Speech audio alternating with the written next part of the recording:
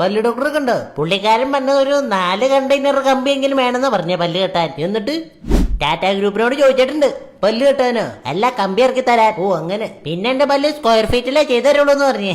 അടിപൊളി. തച്ച് കാശ് കുറെ വരുമായിരിക്കും. ശരിക്കും നിന്റെ പേരെന്താ? ശരിക്കും ഇട്ടേക്കടെ പേര് വേണു എന്നാണ്. പക്ഷെ ഞാൻ തന്നെ മോഡിഫൈ ചെയ്ത് വെനന്നാക്കി. അല്ല ഇപ്പൊ ഇവിടെ ഉള്ളവർ ഇപ്പൊ എന്താ വിളിക്കണേ? ഇവന്മാര് ഈ വെനത്തിന് തന്നെ മോഡിഫൈ ചെയ്ത് വേറെ വലുതും ആക്കി. അതൊന്നും പുറത്തു പറയാൻ കൊള്ളൂല. കയ്യിലിരിപ്പിന്റെ ഇതാണ് നിന്റെ ഷോർട്ട് കട്ട് എന്ന് പറഞ്ഞ. ഇതിപ്പോ നടന്ന് 5-6 കിലോമീറ്റർ ആയില്ലേ അത്? അതന്നെ ഞാനും ഓർക്കണേ. ഇപ്പൊ എങ്കിലും എത്തോ? കുറെ നേരം ആയില്ല നടന്ന്.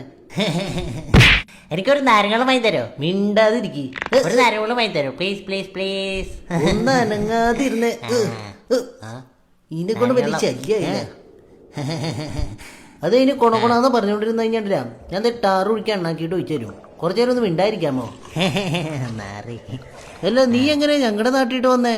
ഒരു ദിവസം വീടിനോട് മുഖ്യമന്ത്രി വന്നപ്പോ റോഡ് സൈഡിൽ നിന്ന് ചുമ്മാ നോക്കിയതാ. ചുമ്മാ നോക്കിയതിന് ഇങ്ങോട്ടേക്ക് പോന്ന കരിങ്കൊടി അടിച്ചു തന്നെ ഇടിച്ചു ഇങ്ങോട്ട് പോകുന്നു.